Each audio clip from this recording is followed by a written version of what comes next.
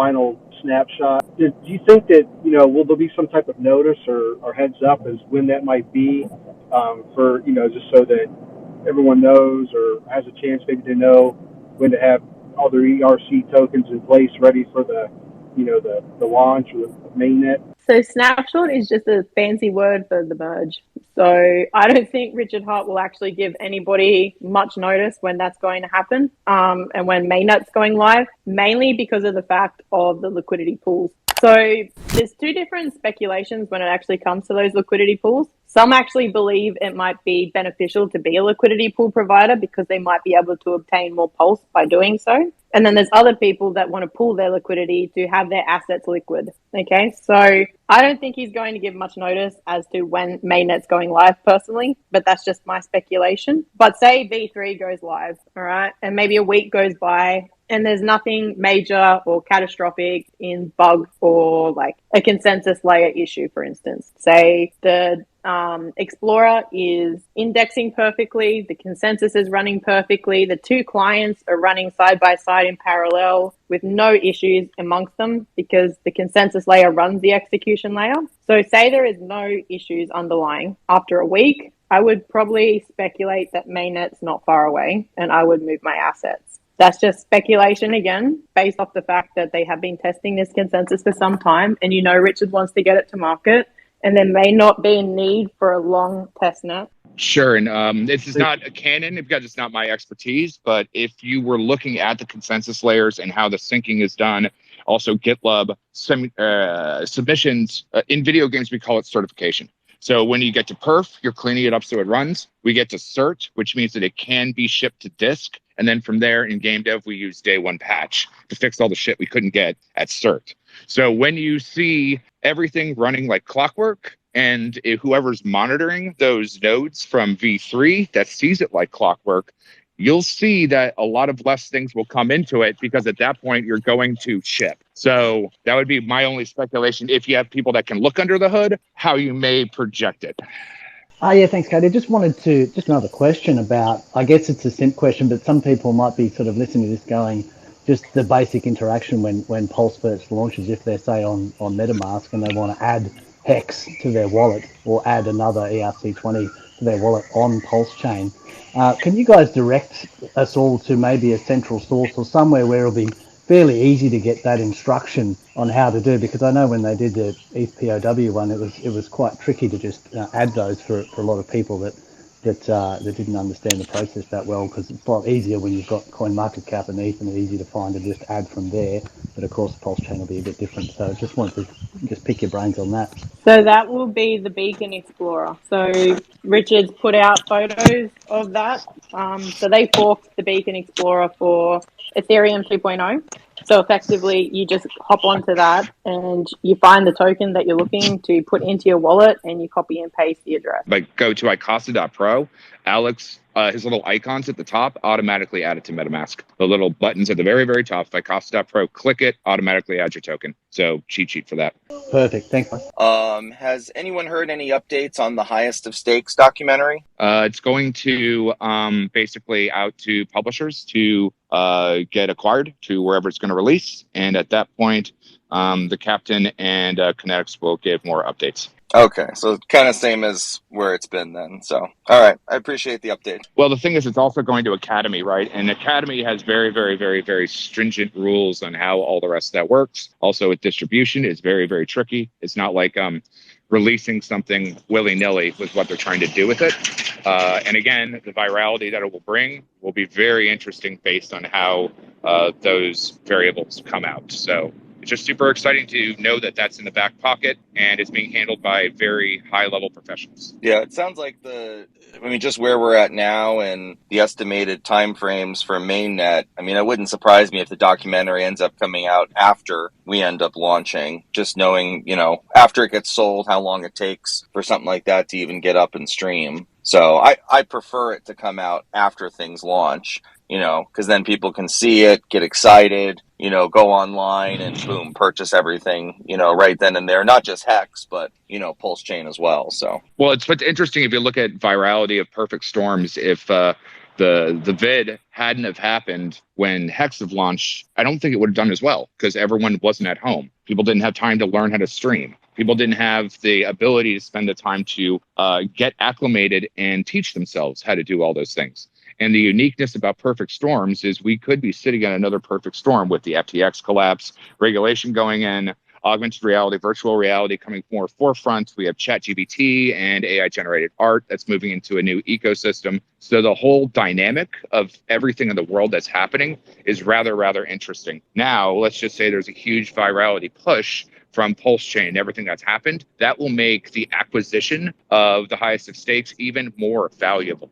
So interesting perfect storms based on, as Trap says, letting the bands play to see how it all squeezes out. Yeah, I couldn't agree more. And I mean, especially even too with Gary Gensler practically quoting Richard Hart. You know, granted, he said, not your keys, not your crypto, but we all know it's not your keys, not your coins. Like seeing someone, granted, I'm not a Gary Gensler fan. However, hearing that, seeing that, I mean, that's something that we can definitely as a community capitalize on because that's what Hex and Pulsechain and everything is all about. You know, what the SEC now wants to push on everyone. So I thought that was pretty interesting. The fact that with that though is no one will give credit to Richard Hart besides his community, unfortunately. But the people that know Richard Hart knows where those narratives started from. I do want to touch back on one thing. So when we were talking about forked over liquidity and strategies when Pulsechain first launches, what pools to look at, obviously based off Ethereum right now, ETH to ERC20 pairs, what pools have more so thicker liquidity for Fixabot to actually buy up? You also have the Sacrifice wallet. And although it is speculation, people also need to consider what's sitting in that wallet, because one could speculate that that wallet will actually use some of those assets to put up liquidity. And we know that there is a lot of Hex in that wallet and there's a lot of DAI in that wallet. There's also ETH. So the initial starting pools could very well be Hex orientated, DAI orientated, and ETH orientated before the community actually comes over and puts up ratio pairs themselves. And I just want to go back to PulseX again, because I still see people in the community speculating whether PulseX is going to be V3 or V2. It's definitely going to be V2. It's been confirmed several times now, and from the devs themselves, that it is a V2. And it's not a bad thing, for PulseX especially, just based on the dynamic of what PulseX is doing and Fixabot. Because V2, you can't send a token to zero, where V3 you can. V3, you can also have single-sided liquidity pools. You can also have concentrated liquidity and several different other variables in V3, where V2 is the perfect storm for PulseX to have these newly forked over tokens perform in a more spectacular manner, so to speak, to bring attention to Pulsechain. So there's still the ability for somebody to fork V3, which, you know, Pulsechain could greatly utilize down the track. But in the early days, V2 is a great asset to be having. It's, in my opinion, the best way for that buy and burn feature to work as well. Because when you're talking about V3, you also have variable fee structures based on the concentrated liquidity. So you also can't determine or predetermine, so to speak, a percentage to go towards buy and burn when you have an ever-changing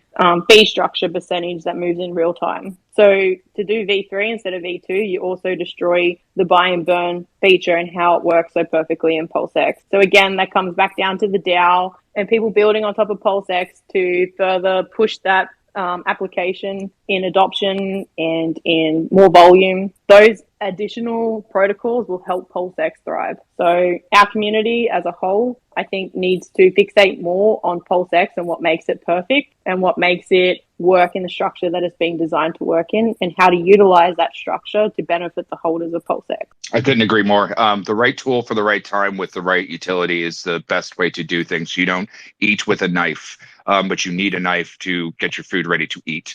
So I couldn't agree more with that. The number one strategy that pretty much everybody in here will probably tell you that's up here talking is the sit on your hands strategy. And why is that important to you if you're new? It's important because the biggest mistakes are made when you're getting caught up in emotion. And in the first 48 hours of this, Pulsechain being open, the ratio trading people call it, it's going to be very, very emotional. So one of the best strategies you can put to use is to actually do nothing. And maybe a strategy you might need, or a lot of us will probably need, is we'll need to know who's actually doing the popcorn YouTube, right? Sit back and watch the YouTube, what's going on. Or maybe there will be a room open, a 24-hour room of up to date, what's going on. And so maybe just a strategy for you would be to figure out who is actually hosting these rooms, these YouTube channels. That way you can help nullify the emotions that you're going to be feeling, because this is going to be a FOMO event, a fear of missing out, meaning that when the pulse is going up, you're going to want to buy. And you've seen that meme, when that's going up and you buy, it's just going to start going down again, right? And so we don't want that to happen to you. And so again, the number one strategy that you can put to use is do nothing, because what you already have is probably good enough. And you'll find out that after the first 40 hours, a lot of the best buying opportunities are going to happen over the next 30 to 60 days. I want to point that out. That's a pretty important strategy as well. And Chaos said something today that I'm not sure I quite understand. Maybe one of you guys or ladies can help me with. And maybe I'm misinterpreting, but he said that Pulse Chain will go up. For Pulse Chain bags to be pumped, it will go the way Hex bags go at this time. Did I understand that correctly? First of all, you have to look at what is a T-share. First, most importantly, when people misnomer Hex in price, you're confusing the systems and the levers that are being pulled. Ideally, the value of Hex is your ability to get on the T-share train. For example, you could have a Lamborghini in your driveway, but if it doesn't have gas and it doesn't have a battery, is it just a little bauble that can still go up and down in value? Yes. So the value of a T-share essentially is what it has and what it does. Now, because the T-share is technically bonded onto both chains, you now have two different suns, which Axis Alive said way back when, and I absolutely love that, because the gravitas in between two different T-share prices gives not only Pulse the value, but it pins it on a mechanic base against itself. So since you have two different gravitases of value and yield that you can bind against, now there's a bridge in between two different versions of itself. So if you look at just that misnomer of the mechanics of the different tools in between a T-share on two chains, and that's completely irregardless of Pulse being what it is, irregardless of PulseX or any of the other utilities. Now, if we want to compare that from ETH Fair and ETHW, that comparison technically still works. However, the chain that they are on is left in the dust. It's like comparing dial-up to DSL. And DSL to fiber. So if we think about the future use cases of Pulse as fiber optic internet, then, or let's just say cable to DSL because they're similar, they will homage against each other, but dial-up is completely left in the dust. However, because a T-share is on other chains like eFair or ETHW, it could have power later on down the road if the people running that mechanism do something good with it. So it's the T-share's value that is the most important thing. And then by using that value to move the weight of the ecosystem or the ocean forward with that, then it will go up regardless, because it has the most fundamental use case of T-share minded people on it. Whoa, dude, you are smart. Back to my getting my CDL. Yes, I hope to be the richest truck driver in America, and I'm going to buy the most badass Freightliner, and I'm going to wrap that whole thing with Pulse Chain, PulseX, and Hex. And I'm going to buy a trailer. I know Toshi and I were talking about, I have a real soft spot for dogs and disabled dogs, and we got to help them. And I'm going to buy a trailer. And once Pulse Chain launches and God blesses me with that financial position, I'm going to spend my time transporting supplies, animals, veterans, whoever it is. And I'm not looking for kudos here. I'm just telling you where my heart is. And without you great people, without this amazing community and where we sit now, man, none of this is important. None of this will happen. And although I have, dreams of driving Rolls Royces and all sorts of beautiful cars, what we have to do on this earth is build treasures in heaven. And I urge all of you, as we come into some wonderful shillings and earnings of life that God blesses us with, please take care of those who need help. Stake on Pulsechain. Well, now you have to look at the APY. So if everybody is staking on Pulsechain and no one's staking on ETH, the APY on Pulsechain is going to be a lot less. Okay, but if everybody's left ETH, heck, which one out of the two do you think is going to have the highest APY for stakers? So again, if everybody has the idea to go do one thing, sometimes consider doing the opposite to everybody else is more beneficial to yourself. It's not advice, and you definitely have to come up to your own conclusion on each different scenario. But look at the different variables between them before you go running out of emotion to make some sort of trade or to make some decision. Sit there and think about it logically and the pros and cons of each decision that you're making, not make something out of emotion. You hit it right on the head. There's a lot of unknown variables, right? And emotions tend to wreck people who don't take the time to look at all of the possible outcomes, right? There's so many rabbit holes this thing can go down. One example of that, the value that we believe any token to be is what it's paired to, right? So in the example of Hex, right, it's paired to what primarily? USDC. So if those are copied over, and we don't know what a benevolent liquidity provider might do in the first, we can make assumptions, right? Maybe LP will get pulled. Maybe it'll get paired to something else of value. Maybe the liquidity will get ripped out and paired to Pulse, right? We don't know. But there are some things that we do know. USDC, copied over, loses all redeemability. So if there's a benevolent wallet that does nothing except copies everything over, runs the fixer bot, fixes the ratios, but the pairing of the PRC20 Hex is still paired to now PRC20 USDC, and that USDC has zero redeemability, and the rest of the community understands that, the largest holders of USDC, so they're dumping USDC to get out of it as quick as possible. That does carry effects all the way back to everything USDC is paired to include Hex, right? So that's one rabbit hole. And we can make all sorts of assumptions what might happen there. But if everybody's thinking something's going to happen, sometimes it's a good idea to step back, look at all of the possibilities, and then make an informed decision what you're going to do for yourself. Very well said. Yeah, it's excellent advice. And I think the Hex community is probably one of the most emotive.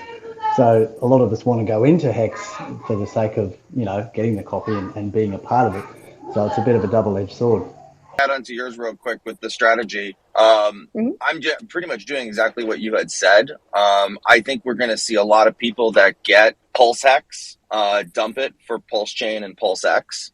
So my plan is actually to try to accumulate as much P-Hex as possible, because I think we are going to see a big dump of that, since what most people want is Pulsechain and PulseX. So I really think P-Hex might be the big one that we could take advantage of when we see a big dip of a lot of people trading out of it. It removes the risk that you fall into when interacting with a smart contract, and say that smart contract was malicious, or there was an exploit in an application and you had an open permission to your wallet. Your main wallet doesn't get drained. Okay, so if you have a separate address that you send funds to interact with these smart contracts, it's just a good practice to protect your assets. So if you want to hold Pulse, but then maybe later down the track you like one of these strategies of utilizing Pulse to do something, send it to a different address and don't interact with your main address with smart contracts. So Pulsechain also, I will go into it a tiny little bit more. Pulsechain has the ability to protect users a little bit more than what ETH does because the gas fees. Okay, so on Ethereum, when you interact with an application, if you approve access to your wallet, that's a gas fee on its own. Okay, and then you also have a gas fee for actually executing the transaction. So as ETH gas fees started to go up because of the congestion, applications had to pivot to be able to accommodate users, because obviously people interacting with those aren't always people that have endless amounts of resources. So you look at Uniswap, for instance. If you interact with Uniswap, your first interaction is to allow access to spend out of your wallet.